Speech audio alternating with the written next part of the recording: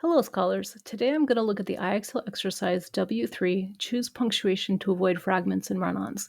My kids are in the other room and they don't know it, but if they're loud, they may make a cameo audio appearance in this video. Let's go back to basics. Punctuation marks aren't random. They're a system. They're a system of pauses, kind of like rest in music, that tell you short pause here, medium pause here, long pause here. And we can arrange the marks if we like into a sort of hierarchy of pauses. With our long pause, the period, our medium pause, the semicolon, the colon, and the dash, short pause, the comma, and then of course if we don't want to pause, we'll just leave out the punctuation. Now, each of these marks has different jobs to do within the sentence, and if we use them well, what we're doing is guiding the reader to know how to read a sentence or to read a passage of writing the first time through without getting confused. Let's take a look at these marks one by one. First of all, the period stops the sentence, right? We're going to use it between two independent clauses. The cat scratched Kim, period. She doesn't like the cat, period. Pretty basic, right? The semicolon works a lot like a period. We can use it between sentences or independent clauses, and a good test for whether you're using a semicolon right is to try to swap it out for a period. If a period works, a semicolon probably will work as well. So you say, why would I ever use a semicolon and not a period? Remember, the semicolon is a medium pause mark, not a long pause mark. So it just brings those two sentences a little bit closer together and says, hey, these sentences relate. Semicolons are particularly nice to use when you've got a conjunctive adverb between two sentences. Remember, conjunctive adverbs are words like however or for example that show how those two sentences relate. And if you're using one of those words, well, you automatically have two sentences that relate, right? So a semicolon makes sense to use with those. Now we can also use semicolons between sections and lists when the sections have commas, but we won't see that in this particular IXL exercise. We'll use colons when there's something that we want to add onto a sentence that explains or illustrates or completes it. But an easier way of thinking that is that the colon says, there's more, and here's what it is. So we could use it to join two independent clauses. Kim has a good reason for hating the cat. Sorry, let me say that again. Kim has a good reason for hating the cat. And the colon says, and here's what it is. The cat has scratched her 72 times. I could use a colon to introduce a list as well. Kim dislikes the cat for 3 reasons. And here's what they are: her claws, her teeth, and her temperament. And I can even use a colon to introduce a line of dialogue. Kim's unspoken words were clear. And here's what she said. Get that feline away. Again, the best test for the colon is try to mentally insert those words. And here's what it is, or and here's what they are, or and here's what shows that. Now the comma has a gazillion uses, but let's just cover a couple things that are relevant to the exercise we're going to do. We're going to use a comma with a coordinating conjunction to join two independent clauses. So what's a coordinating conjunction? Remember, those are the fanboys: for, and, nor, but, or, yet, so.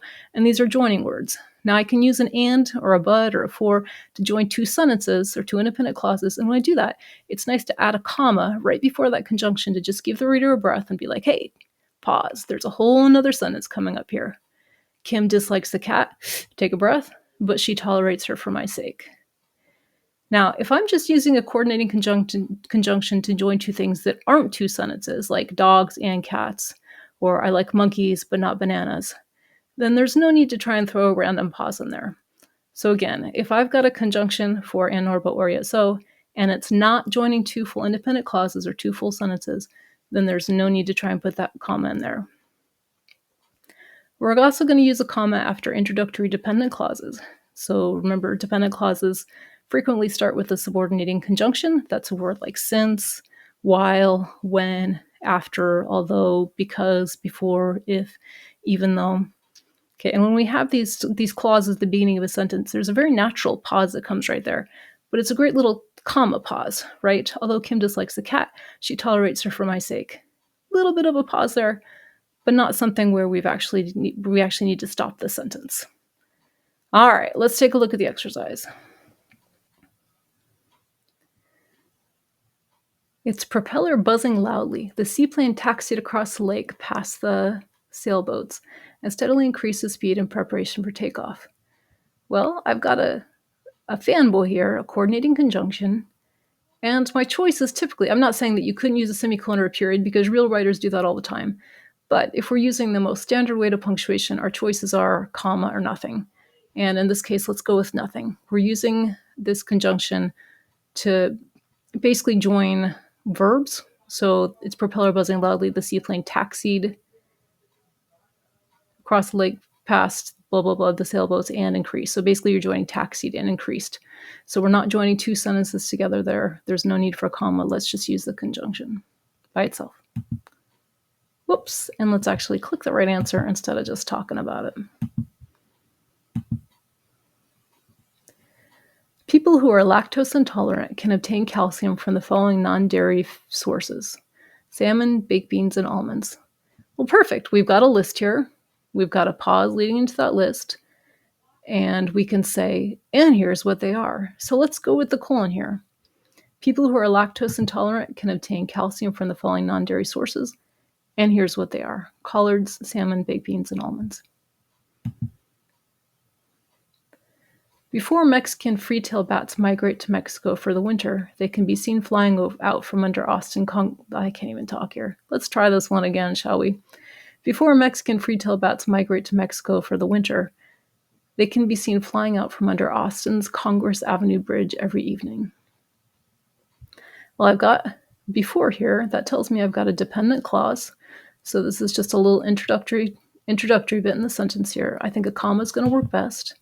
Now remember that a period and a semicolon, again, both work pretty much the same way. So if a period works, a semicolon is probably also going to work. So if you just want to logically think your process of elimination, if it can't be, if there's just one right answer, right, it's got to be the one that's different from the other two, and that's a comma. Okay, but it is an introductory dependent clause, and those hook on nicely with commas. You must be present at the raffle drawing in order to claim a prize. Consequently, if you leave early, you automatically forfeit your potential winnings. Well, consequently is a conjunctive adverb, right? It's a word that shows a relationship between two sentences.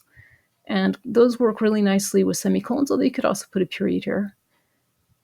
But they also can fit with paired commas just depending on where they're placed in the sentence. So what we're asking ourselves really is, do we have two sentences here? You must be present at the raffle drawing in order to claim a prize. Well, that's a full sentence, full independent clause. If you leave early, you automatically forfeit your potential winnings. Okay, that's another sentence, another independent clause. Let's go with the semicolon. Told you my kids would make an audio cameo. Cora experienced a whirlwind of emotions as she waited to hear back from her dream job. Excitement, fear, doubt, and hope. Okay, well, I've got these two options here with the colon, but you know what? Let's go with this one. You wouldn't say including and here's what it is, but you could say job and here's what it is. So let's pop that in there and read it. Cora experienced a whirlwind of emotions as she waited to hear back from her dream job. And here's what they were. Perfect place for a colon. Although Nate was born in Canada, his parents are U.S. citizens. Therefore, he has dual citizenship and can seek employment in either country. Okay, well, therefore and so both make sense, but look at the patterns. Okay, semicolon, conjunctive adverb, comma. That's a pretty standard pattern. And I like that because, again, I've got two full sentences here, two full independent clauses. Okay, I like so, but if I'm going to use a so, that's a coordinated conjunction to join two sentences, then I also want that comma with it. Now with so, it'd be kind of a little weird to put the comma after. I mean, I suppose you could get away with it because this language is pretty flexible, but it would not be very standard. So let's go with the top one here. Studies suggest that meditation has many benefits, such as improved cardiovascular health, decreased cortisol, hormone-related distress levels, and lower blood pressure. Okay, well, if I had such as the following, I would definitely want a colon, so I'm not going to choose that one. Now, such as doesn't need a pause after it. If you read it without, it's going to sound more natural. So let me put this in here and read it. Okay, studies suggest that meditation has many health benefits, such as improved cardiovascular health. See how that doesn't need the pause there? So if all I'm doing is listening for the pause, then I know I don't need to try and throw a colon in there. If I want to think grammatically, colons typically come at the end of independent clauses. And if I pop it right here, that's not the end of a complete thought. That's not the end of an independent clause. So it's kind of an awkward place to try and throw a pause in there. So I think we're good with no pause. The Voyager 1 space probe, launched on September 5th, 1977, was equipped with a time capsule called the Golden Record. This capsule was loaded with images of Earth and selections of popular music. and was meant to educate extraterrestrials about life on Earth. So I've got and, that's a coordinating conjunction. And remember, the guideline typically is if it's joining two full independent clauses, two full sentences, I want a comma right here before it. But if it's not, then I don't need the comma. So if I look at what comes after, I don't see a full sentence meant to educate extraterrestrials. So I want to go with the option that doesn't have a comma. Again, I don't need to give my reader a big breath there because I'm not moving into a full separate sentence. The Labre tar pits form from crude oil that seep through fissures in the Earth's crust. Let's try that again. I'm trying to look at two things at once, look at the sentence and look at the options to read it smoothly, and it's just not working here. The Labre tar pits formed from crude oil that seep through fissures in the Earth's crust. The fossilized remains of at least 59 species of mammals from the Pleistocene epoch have been found in the pits. Well, let's go with this one right here. I've got two sentences. Period makes sense to put between them. I don't want to put a because between them because if I did that, I'd be turning the second one into a dependent clause, and then it would be a sentence fragment. So let's just put a period between them. That makes the most sense. Francis Scott Key penned the lyrics to the American national anthem, The Star-Spangled Banner, after the Battle of Fort McHenry. He was inspired by the sight of the American flag still flying above the fort after 25 hours of bombardment by the British. Okay, I like my choices here.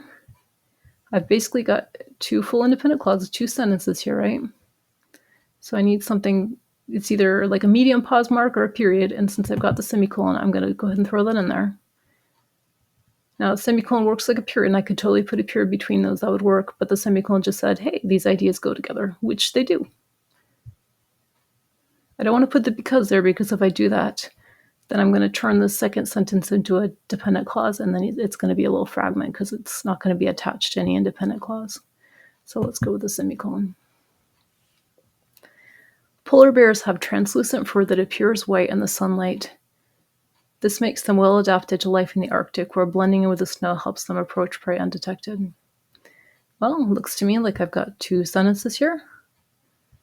Okay, I could join them with an and, but if I'm joining two sentences with an and, I want a comma. Again, I want to give my reader that breath and be like, hey, there's another sentence coming up here. So I think the semicolon is going to work best here. Sentence, semicolon, sentence. Ancient mathematicians probably used symbols to represent the empty columns or zeros in a number such as 100.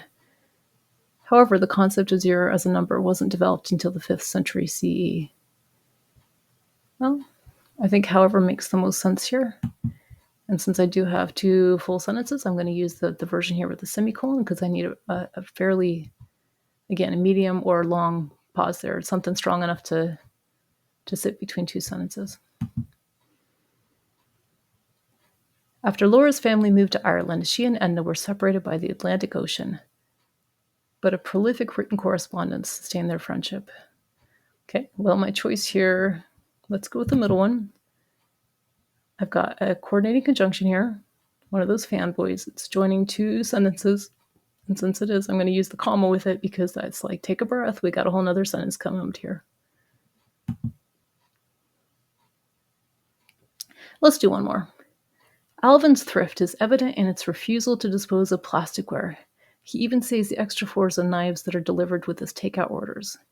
Well, so do I. Duh, it's good to have some plastic silverware in your drawer. You can send it with the kids in their lunchbox, and then if they lose it, it's okay. Good job, Alvin. Okay, so I think a semicolon works there. I basically got two sentences. I'm going to join them with that. Shows the ideas connect, which they do. Looks good. All right, let's stop right here.